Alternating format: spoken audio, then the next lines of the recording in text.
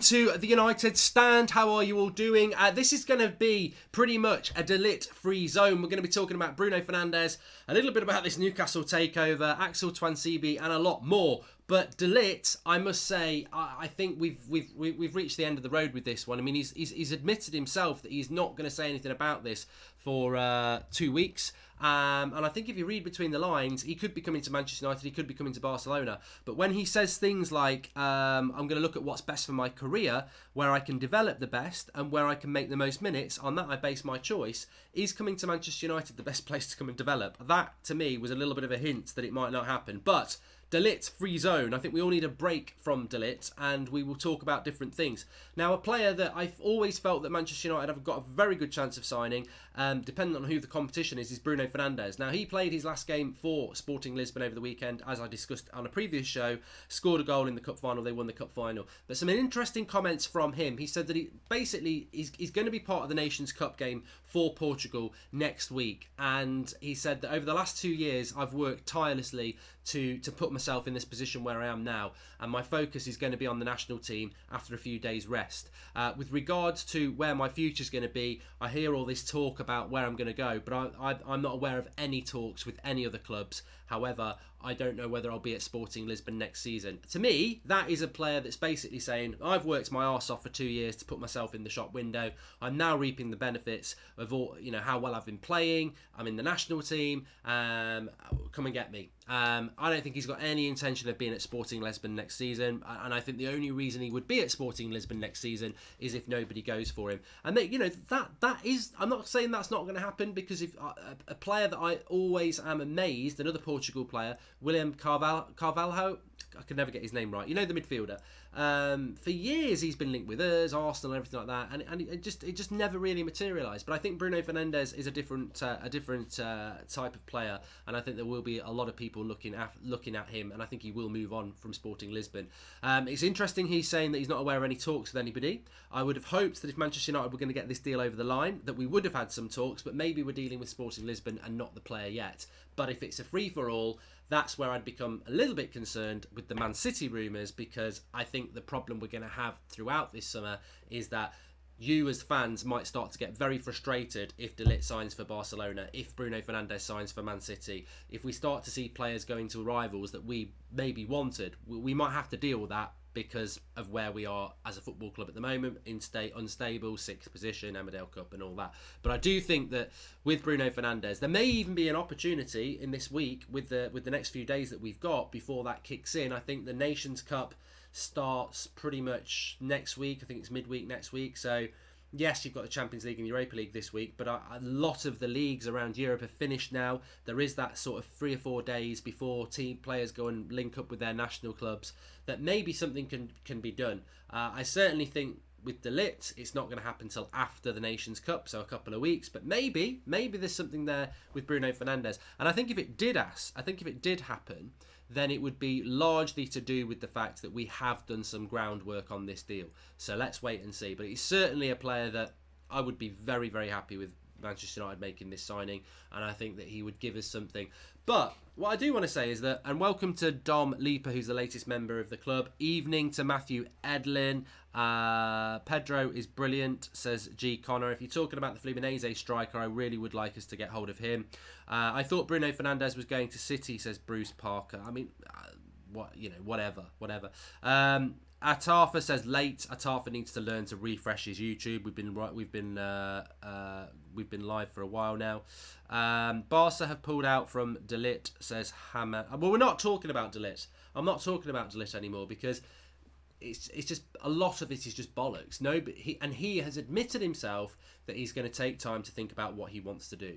So whilst that's the case, the paper talk will continue because everybody's on this De Ligt cycle at the moment. But as far as I'm concerned, I'm just going to assume they're not going to get him. And if we do get him, it'll be a huge, huge bonus. But at the moment, I think he's dropped enough hints that it's Barcelona that he wants to go to. And I do think that that's where he's going to end up. But we'll see. We'll see with that. I think there are other options for United, and I think it might be a summer of that.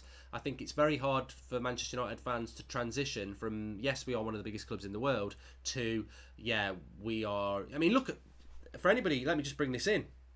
The world we live in now is that Newcastle United apparently are going to get taken over by the cousin of Man City's owner. Which means an oil pipe up to Newcastle. So they're going to get a load of money at them. Welcome to John Lienz, and clubs are using our desperation to their advantage, says Mashi at 99. Manchester United will always be used. Manchester United will always be used in the transfer market. But let's just talk. Mark, I see Liverpool fans excited about Fernandes, says Chops How. Well, you don't know. Bruno Fernandes would be a good signing for Liverpool as well. We'll have to just wait and see what's going to happen in relation to the whole transfer window. We will be linked to a lot of players that we don't buy, but hopefully we will get some players that really do excite us, because it's not lost on me that the club and Solskjaer have said to us in recent weeks, you'd be surprised at the quality of player that wants to come to this club. Will surprise us. We're waiting to be surprised. And De Ligt would have been a surprise if it happens. But let's wait and see.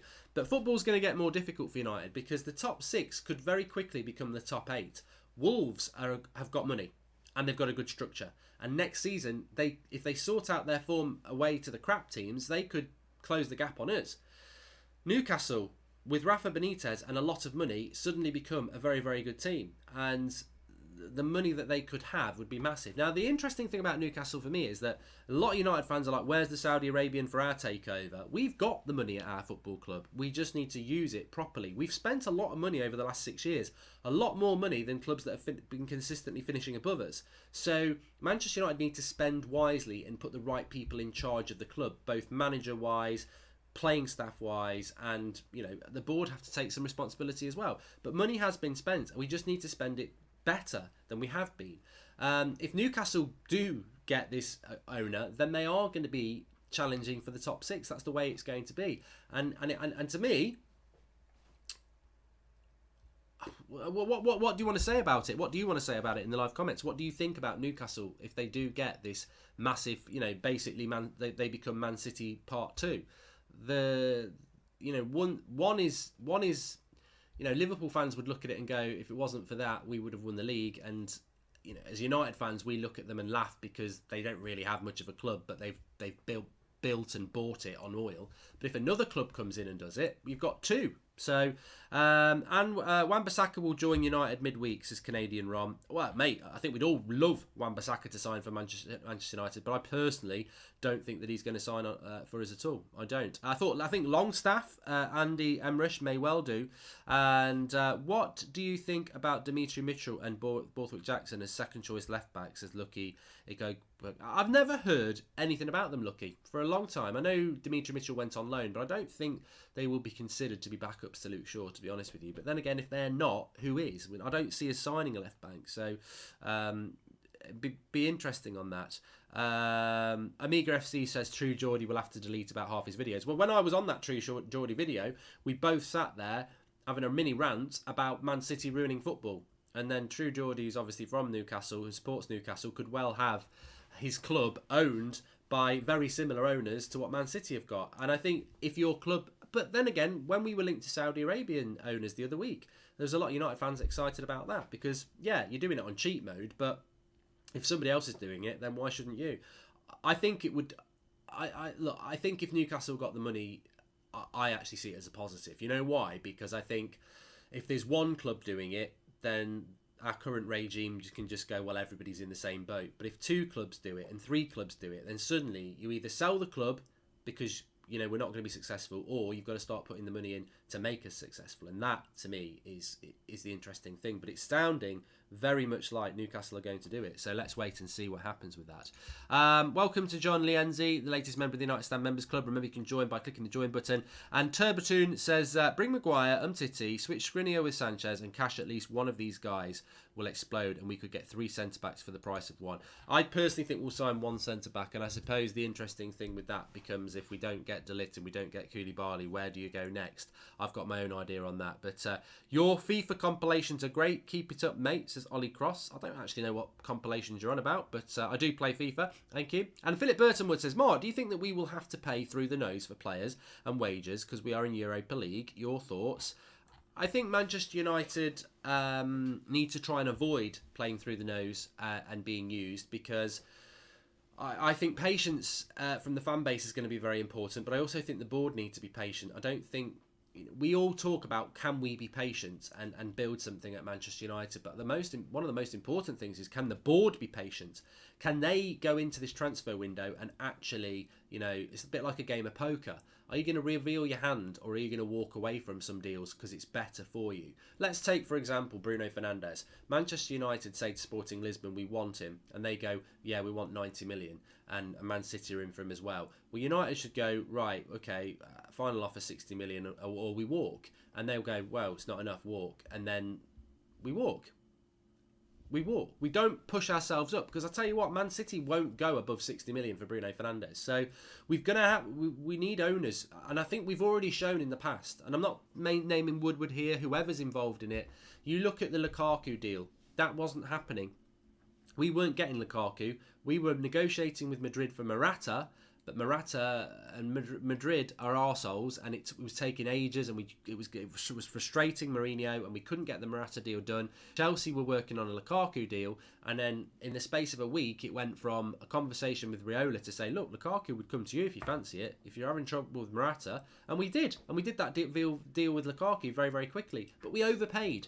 We overpaid on wages, we overpaid on agent fees, and we overpaid on the transfer fee. £75 million for Lukaku. And I think it's actually 90 million with add-ons, which I doubt Lukaku's actually achieved. But we do overpay. We've done it. I think we overpaid on Matic. I think 40 million was too much. We do overpay. So patience is important in the fan base, but I think patience is also important with regards to the board. They've got to be brave this summer. And there are a lot of players out there. And some of them will be a risk, and some of them will not be worth it. And we need to be brave around that. And what we've really got to be brave is not getting drawn into going for people like Rakitic in his 30s, or Gareth Bale, or Griezmann, or players like that who the club will think, oh yeah, they're glamorous, but actually they don't fit into what we're trying to do. So the club have got to be patient as well, and not panic. So let's see what happens. And I say that in the sense that, like, I've been a United fan a long time, as I'm sure many of you have, and we've heard Sir Alex Ferguson come out and say there's no value in the market. United can't do that this summer. They can't come out and say there's no value in the market, we're not going to sign anybody. They can't get away with that. They want to spend money, and they need to spend money. But they might have to be patient and say, look, you know, we're not going to get ripped off here. And it's going to be interesting. With regards to centre-backs, I must just say that Axel Tuanzebe, well done. Promoted with Aston Villa, absolutely fantastic news. So we got Dean Henderson, who was on loan in goal for Sheffield United. He got promoted. And Axel Tuanzebe has been playing centre-back for Aston Villa for most of this season. He's been promoted as well. Absolutely fantastic. I watched the game. Really pleased that Villa got promoted, because I think Villa should be in the Premier League. It's a big club instead of some of these crappy little clubs that yo-yo up and down. So well done to Villa. But really genuinely pleased, because obviously we had a United player playing for them on loan. I think now I would love to see over the summer Villa get that loan with Tuanzebe again, and he plays for Villa next season. I would love to see that happen. I know some of you think, no, Tuanzebe needs to be part of the first team, and I think Ollie's hinted that he will be going on the tour with United, but I don't see Tuanzebe playing more than 10 games for United next season if we keep him. I don't see him being our first team centre-back. But if he goes on loan to Aston Villa in the Premier League, I can see him playing 30, 40 games. So the obvious thing is that Tuanzebe is going to be better served development-wise if he's playing 30 or 40 games in the Premier League than he is if he's spending most of his time just training with Phil Jones and Chris Smalling. He's not going to get many games. So I want to see Tuanzebe going on loan to Villa next season. I think that would be the best thing for him. But I know a lot of people disagree. But I do. I really do think that Tuanzebe would be a fantastic signing to go back to Aston Villa. Why do we not buy Sessegnon? He has a buyout clause of £40 million, says Capitano 007. Well, we are linked to Sessegnon of Fulham. I don't know whether he means Sessegnon there, to be honest. If not Jadon Sancho or Pepe, we should get Abdulkadir Umar, says Narmin Adama. Better off staying with Villa, says Gap. What about the possibility of playing a 4-2-3-1? We'll give the youth more chances this way. We could get a Dybala, Felix or Griezmann. We can use Mata this way, or double strikers, Rashi, says Lukaku. Blazing Spirit. We won't make any decent signings. The club is on the wane, says Gaz W. I genuinely actually think we will. I think we will make some good signings this summer.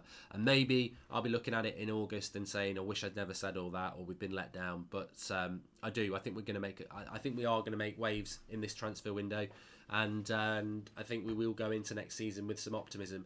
We've got to. You can't have a season like last season and a season like we're going to have next season, and then have a terrible transfer window. We need this transfer window to give us a boost, to boost us up again, because we're absolutely fed up at the moment. And I know I give a hint away there. I don't think next season's going to be good anyway. I don't think next season's going to be good. I don't. And the reason I don't think it's going to be good, because I think us as United fans, for us, a good season is winning the league. I think even when we came second last season, we weren't happy with it, because we know where Manchester United should be. We should be first. We should be winning trophies, and we won't do that next season. So next season won't be a good season. It may be an improvement, and I definitely think we're going to see some improvement next season, and I'm hoping we're going to finish in the top 4, because that's progress, and progress is important. But it's not going to be a good season, because a good season to me is winning the league. That's the standard we should always be adhering to, and Solskjaer has said that himself. So I don't think next season is going to be a good season. I think hopefully we're going to see some progress, but we do need a transfer window that rejuvenates. I mean, David Beckham yesterday, playing in the new United kit in the Legends game, is probably one of the best performances we've seen at Old Trafford, alongside mine, in the last year. And he's probably sold more shirts for the new kit than any of the current lot, because it's embarrassing. It's embarrassing. I said this yesterday, that he got those legends playing for Manchester United yesterday, and yeah, they're all past it and everything like that, but it probably was the most entertaining game Old Trafford's had this season.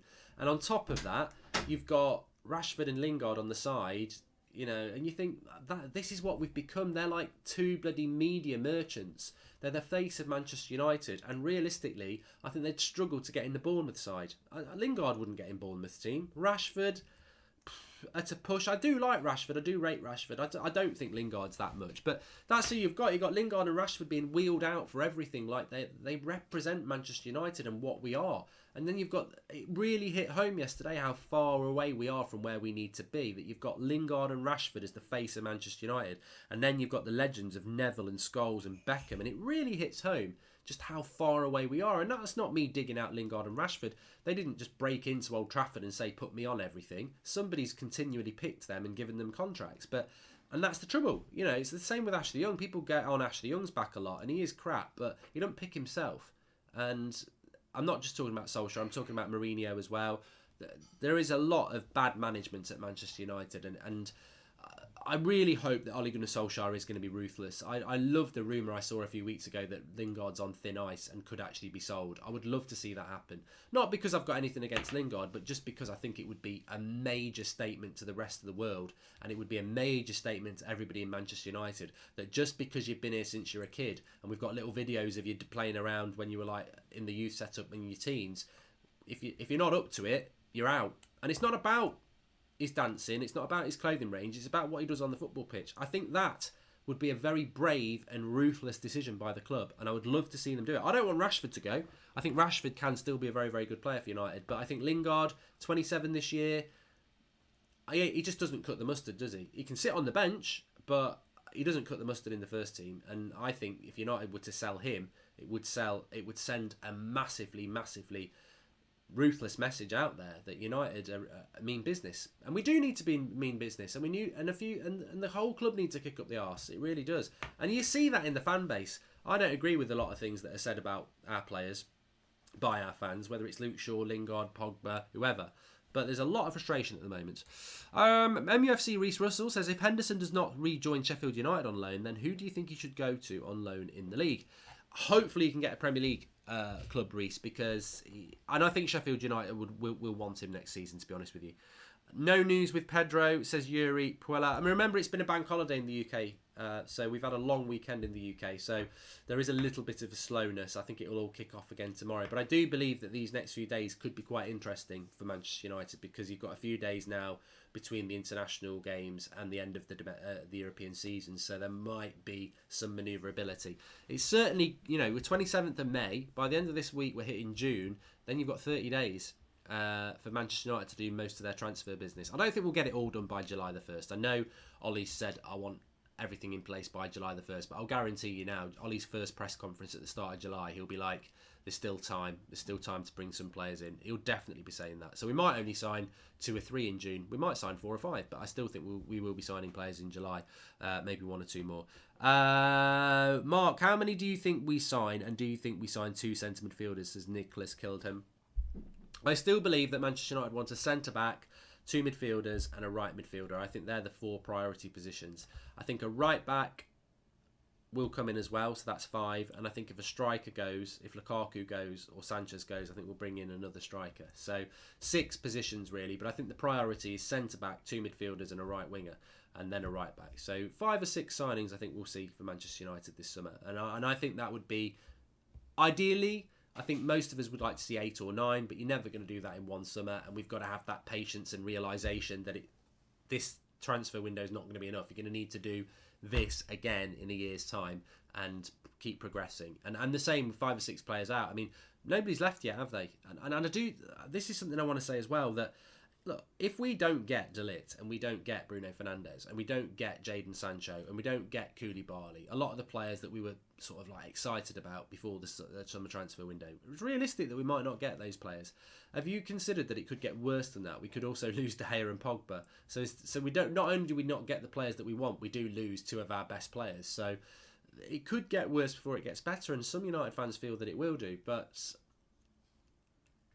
that's something we do need to keep in the back of our head. For everything that we're waiting, when is this going to kick off? When is it going to kick off? Well, when is it going to kick off with De Gea and Pogba? Will it kick off with De Gea and Pogba? I don't know. I mean, also, you've got people like Juan Mata, Marcus Rojo, Darmian. When are they going to leave? Are they going to leave? I mean, if Matteo Darmian, the Italian right back, if he survives another summer at Manchester United, I don't get it. Like, we've hardly picked him at all for a year. He should have gone last summer. James Patrick says Rabiot on a free would be worth the risk, even with questions over his attitude. Who knows? A bit of attitude might help the dressing room. I think Rabiot, because he's free, you're right. It makes a lot of sense. Pratashwar Prasad says, Mark, I've heard that Ollie wants to make Pogba captain for him to stay. I think it's a mistake. I like Pogba. I wanted him to stay, but I've given up on him. Yeah, that was a story from last week. In fact, I think we talked about it on a video. The manager's there to make his choice. I want Ollie to make decisions that I don't agree with. I want him to make decisions that I do agree with more than not. But I do appreciate that a manager's going to have very different opinion to us as fans. And if he really wants Pogba to stay and he thinks that giving him the captaincy will make him stay, then I respect Ollie for that. Whether it will prove to be the right or wrong decision, I don't know. Would I do it? Personally, not. But if Ollie feels that Pogba's that important to him, and the reality is, we're not Manchester United manager. And if you've got that situation where Ander Herrera's walked out the door, and there's no way Solskjaer wanted Ander Herrera to go, never in a million years. So he's already lost 1 player. You've got Paul Pogba, who's got 3 years left on his contract at Manchester United, and you know if you can get him to play for even 75% of the season at his best, you've got one of the best midfielders in the world. We saw it for 2 months, how good Pogba can be. I don't think Solskjaer wants Pogba to go, and I don't think many managers would want him to go. It might be best for Manchester United and him if he goes, but I don't think Ollie wants him to go. And I don't know. I think the Pogba situation for me, I just don't know. I think I'm leaning more towards he'll stay. I think De Gea will go, and I think Pogba will stay at the moment, but that's open for change. But I just think that I don't know whether Real Madrid have got the money set aside to get Pogba, and I think that's the only place he will go. I don't see him going back to Juventus, despite the links. Fellaini needs replacing, says Paul Robinson. Yeah, I suppose he does. What do you think about... I'm not answering that one, because it's a wind-up. Thoughts on a potential Twansibi and De Ligt partnership, says Andy Rush. I think you've got more chance of... it's just not going to happen, actually. What about Ndidi, says Jaskaran Apal. No, it's quiet at the moment. It's quiet at the moment around Premier League transfers. And I don't know if that's because people like Declan Rice and people like that are on holiday or what. But I don't like the British transfer window, the English transfer window opening up in the middle of May and closing early. Then there just seems to be no benefit to it. It was Arsene Wenger's legacy that he wanted the transfer window to close before the season started, because he was moaning about, it's not fair that you've played 2 or 3 league games and you can still lose some of your players. But I just think opening this transfer window in the middle of May, nobody ever bloody does any business. No one does any business, and then it hinders you because you run out of time at the end. So I don't like this transfer window format, and I hope it goes back, because it's ridiculously quiet at the moment, and I'm not too sure why that is, but I mean, it's going to kick off. It's going to kick off.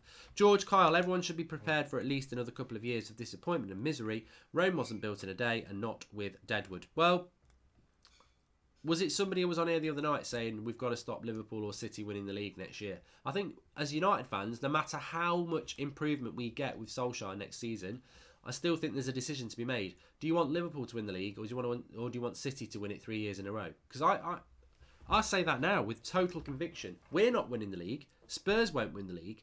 Arsenal have got no chance of winning the league, and Chelsea won't win the league. So the league next year will be won by City or Liverpool. I can tell you that now.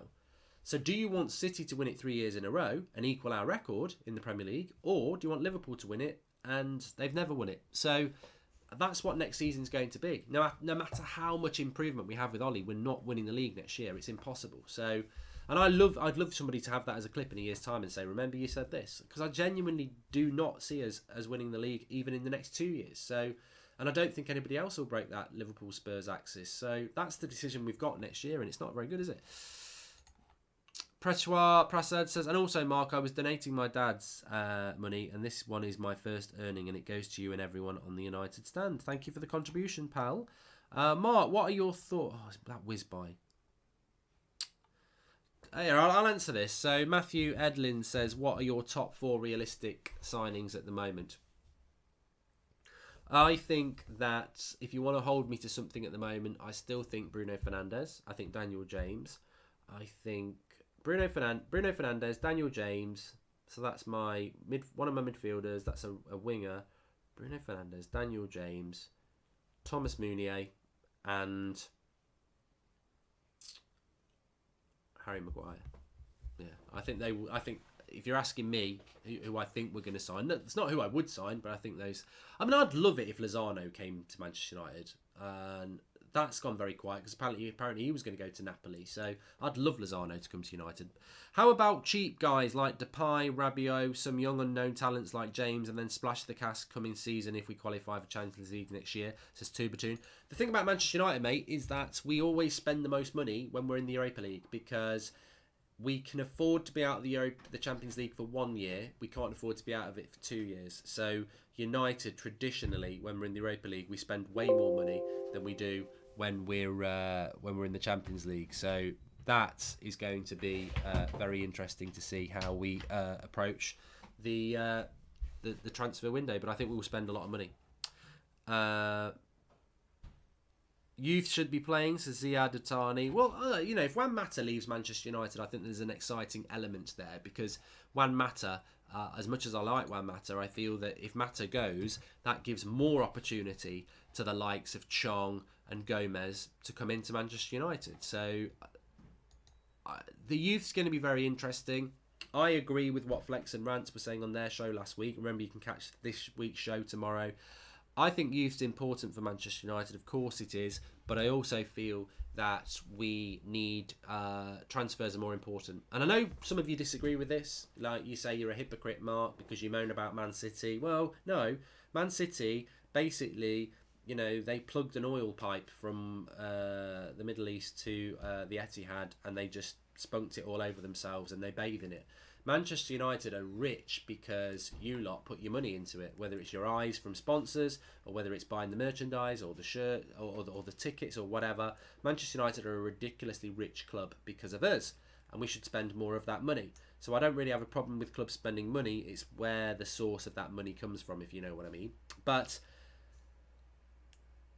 to anybody who would say you're a hypocrite to say United have got to buy their way out of trouble, we've got to buy ourselves out of trouble because we bought ourselves into trouble. That's the problem with Manchester United. You look at the England under-21 squad, there's one player in there that's a Manchester United player, and that's Dean Henderson, and he's not even the goalkeeper. He's the reserve goalkeeper for England under-21s.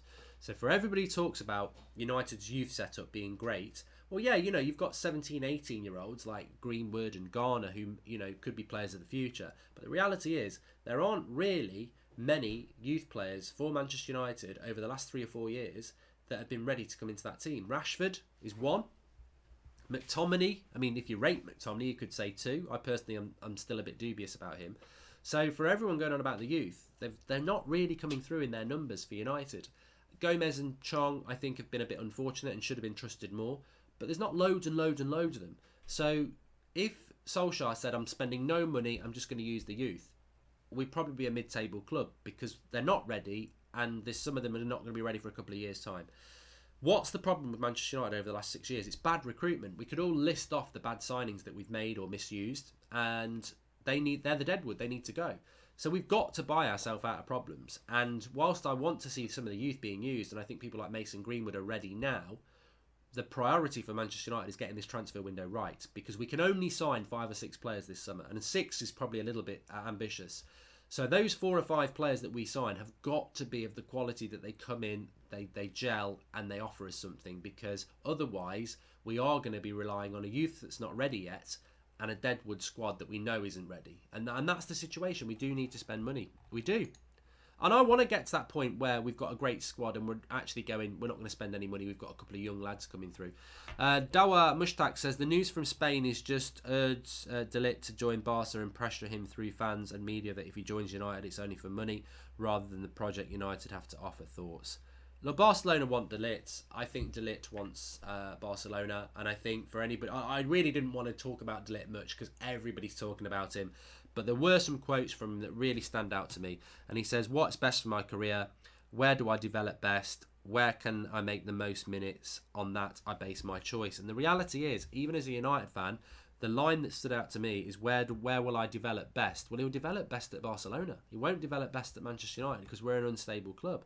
Juan Lean says, I hope we give De Gea the money he deserves. Best player since he joined United. Romero isn't good enough to replace him. Thoughts?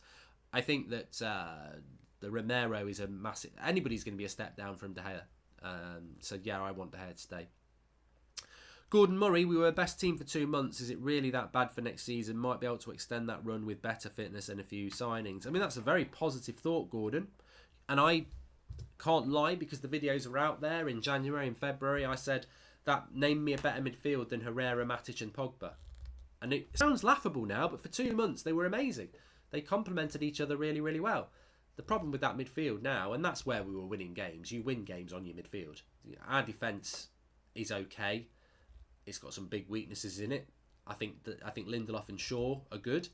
I think Smalling's passable against most teams, and I think Ashley Young's terrible. De Gea is one of the best goalkeepers on the world on his day, and I think Lingard, Rashford and Martial are good on their day and crap when they don't fancy it. But that midfield was fundamental. That 4-3-3, the Matic, Herrera, Pogba thing, that was what made us, because we were winning the midfield battle. Well, we already know that Matic is another year older, so he's going to decline. We know Herrera's gone, and Pogba, we don't know what's happening with him. So can United replicate what they did under Ollie for those first 2 months next season? Not without the right recruitment. Not without the right recruitment, because we can't even replicate that team, because we've lost Herrera. I think Matic is a year older and he's declining a lot. And plus we don't know whether Pogba's going to be here, whether De Gea is going to be here. So that's the situation with United. I suppose that's quite a scary situation. We can't even replicate what we had last season, which overemphasises how important it is that we get this transfer window right, because we can't even replicate what we've got last season, because we've already lost one key player from there with Herrera. So, yeah, look, but this is why I think that United are going to have a significant summer, and this is why I'll be one of the first people moaning in August if we have a crap transfer window, but I'm very much taken on what the club have said. The club are putting it out there that they intend to spend big this summer and support Ole Gunnar Solskjaer in this quest to get United back on track. That's open knowledge from the club. That's coming down from the club. They're putting that out into the media, 100%.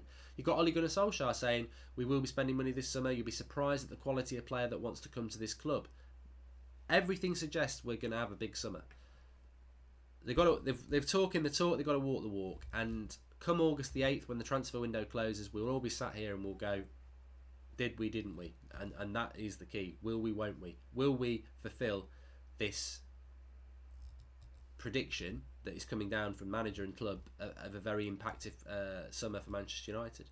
Because you can't go into this summer, lose Herrera, Pogba and De Gea, start the season in August and say, well, we've bought Longstaff, Daniel James. It can't be that summer. And I know some people are glass half full, and I know some people will feel like that, but it won't be like that. It won't be like that, he says.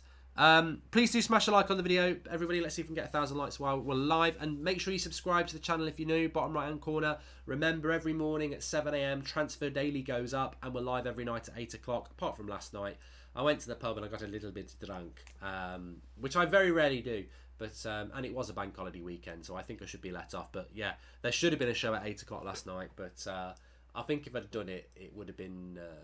I'm not opposed to doing a show when I've had a couple of drinks, but I think last night it would have just been. It would have been.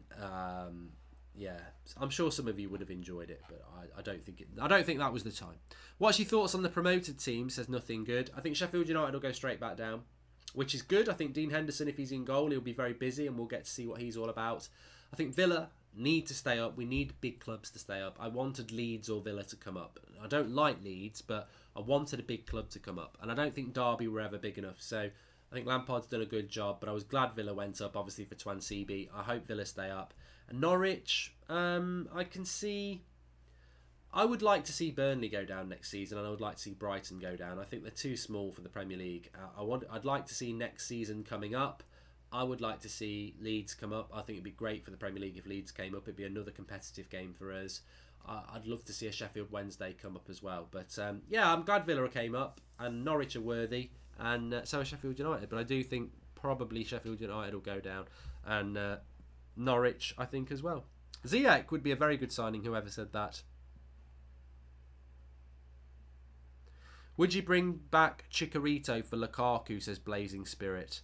I'd bring back a packet of Cheetos, half-eaten, for Lukaku. I really don't think Lukaku is... I know that sounds really harsh on Lukaku, but my thing on Lukaku is I don't call him fat. He's not fat. He's bulked up in the gym, and he shouldn't have done it. My videos show when we signed Lukaku, I had massive concerns about him being a big game bottler, which he is, and I had massive concerns about his first touch, which have been borne out. So for Lukaku, for me, if somebody said you can either go into next season with Lukaku or you can go into the next season without him, but you're not having any money, I'd go into it without him, because we are being sold a rebuild at Manchester United. We are being sold patience, and we are being sold it's going to be a journey to get back to where we want to be. And I personally think there's players in that club, and I don't know where you feel. In fact, I'll answer this question. Do you think more fitness will dictate our season, says Sean Byrne? I think it's going to be massive. I said it in January that Ole Gunnar Solskjaer physically cannot get these players where he needs them to be in the middle of the season. He can't do it. It's going to be really interesting to see what our fitness level and our approach to games are next season. But let me ask you this then. Okay, get in the live comments. If I said to you that you can get rid of 3 players from that club next season, but you're not having any replacements, would you start the season with them, or would you still kick them out of the club? Because for me, I would start next season without Lukaku, Sanchez and Ashley Young. And I wouldn't want any replacements. I'd just start the season without them and say, off you go, into the field, run free. Because they don't serve a purpose for our future. And I know it'd be nice to bring replacements in or get some money for them, but actually the benefit of not having Sanchez, Lukaku and Ashley Young in our squad would far outweigh them remaining there. With Lukaku, if you play him next season, he's still not going to have a first touch. He's still not going to have. He's still going to be a big game bottler. And I'd rather see Greenwood starting because that's building for the future. Ashley Young, if he starts games next season, he's 34 and he's crap. There's no future in it. I'd rather see Dalot playing. Alexis Sanchez, ridiculous money, lost a yard of pace, not the player we thought we were buying, negative impact, not a right player for United. Much rather see people like Martial, Chong, Gomez playing instead of him. So that may sound a little bit controversial to you, but I would actually kick Lukaku, Young and Sanchez out the team for nothing and not replace them, because I think we'd be a better team going forward. We'd probably get more goals with them in the team, I admit that, and maybe we'd get more points, but long term we'd be better, and that's what we're meant to be building towards, the long term. And I don't want players here that aren't part of the long term plan, and Lukaku's not part of the long term plan. He's never going to be part of it. So to keep him, it's slowing our plan down, if that makes sense. Jones is another one I would agree with as well. What are your thoughts? Lukaku's crap. I would be happy getting out all the deadwood and playing a ton of youth with a few smart signings, says Travis. Darmian Sanchez and Young out, says Anton Munter.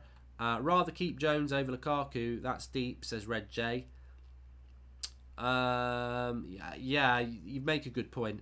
Ollie Cross, I totally agree with you with the 3 you said, but I would also get rid of Matic. I would much rather McTominay than Matic. Well, we can't get my words out. Matic, actually, I would throw in there as well. That is really controversial, I know, because a lot of people would think I'm crazy for that. But again, I've got to be consistent. I don't see what Matic offers us in a plan to change the wheel. He's part of the problem. He's slow. He takes too many touches. People whiz past him. He's just not part of the solution. But he will be here next season. And whilst Matic is here, until we replace him, we're not going to actually evolve to the level we need to be. So I do agree with you about Matic. Young retiring in my Football Manager 19. Shame, says Gordon Murray. Lucky you. Shame it wasn't real. I can't even stand Young, says Laffy Bags. So it's not about what they're like off the pitch for me. It's about what they do on the pitch. Rojo, I mean Rojo needs to go, but I wouldn't get rid of him ahead of those players that I've said. When do we start to get worried about not making any signings, says Naib Sadiq? I would say if we've made no signings by the 15th of June, I'd get worried because you basically got 2 weeks. This is interesting. Nidawan Dowling says, last time I said it, we were 6th, and now according to squad strength, we ranked 8th in the Premier League. Very, very quick question to all of you lot then. Where do you think Manchester United rank in the Premier League at the moment? Now, I know somebody's going to say bloody 25th, and there's only 20 teams in the Premier League, but seriously, where do you think Manchester United currently rank in the Premier League? Because I said, hand on heart, if the Premier League had another 10 games to go, we wouldn't have finished 6th. We would have finished lower because we couldn't find a win anywhere. Anybody could beat us. I mean, we lost to bloody Cardiff at home. So I think at the moment United probably. Well, I think Wolves are better. I think Wolves are better than us. I think we're somewhere between Leicester and Everton. I think we're probably 7th or 8th at the moment. I think 6th flatters us because actually our form over the season, if it wasn't for that ridiculous run we had the first 3 months, I think we would have been doing what we were doing when Mourinho was there, fighting with people like bloody Leicester and Watford for 8th. So I think we're 7th or 8th, to be honest. Ray Carl Brown Amore says, Ollie's game need fitness. That's why good transfer window and pre-season is a must. I mean, the fitness thing, we probably haven't spoken about it enough, have we, Ray? A lot of people saying 7th, 10th, 11th, 8th, 6th to 8th at best, says Brett Turner. Yeah, we're definitely not higher than a 6. York was better yesterday than Lukaku, says Sam Brown.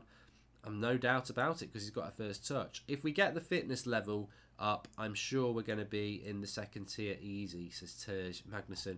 The fitness thing is massive though. You can't underestimate that. Ollie's made a big thing of it. We know that players are on their summer off, but they're keeping their fitness up. We've seen Luke Shaw doing it, which I think is, intelligent from these players. He's given them all their fitness plans. He wants them to come back. Because remember, Valencia came back and Mourinho was really pissed off because he'd obviously been partying for a month. And Ollie's basically said that players need to come back with a certain level of fitness because he's going to work them harder. And he's right to do that. It's not a summer off for these players. They've got to come back with a certain level of fitness because for 3 years under Mourinho, they were a pragmatic, slow team. Under Ollie, he wants them to be one of the best pressing teams in world football. So they can't come back on July the 1st saying, I've got to get rid of my beach body. It's got to be, this is you're going to be working at a higher intensity. So, yeah, we will be better for it. Of course we will be better for it. And it is a big thing. It will be a big thing. We'll be a better team for it. So it's not just about the transfers. The transfers have got to be done. They've got to be done right. And then we're going to really see what Ollie's all about. Because if we go into games next season and we're picking up injuries and we're being lazy, you think, well, what's this Ollie press all about? I could talk to you all night. You're absolutely fantastic people. Thanks everybody for watching. Please do smash a like on the video. Make sure you subscribe if you're new, bottom right hand corner. Especially because it's the summer. We do go live at silly times if there are stories to be going live about. Sometimes it'll be 11 o'clock at night. Sometimes it'll be 10 o'clock in the morning. But we have got the Transfer Daily Monday to Friday at 7 a.m. And we have got the evening show which is live at 8 o'clock every night UK time. So subscribe, click the bell, get all your notifications on. And I shall see you in the morning at 7 a.m. unless anything else happens. Have a very good evening. Thanks everyone for watching. Really enjoyed the show and the interaction as ever. Fantastic community we have. I think it's the best community in the Manchester United fan base. It's the United Stand community and it's your community. Thanks for watching. Speak to you all soon.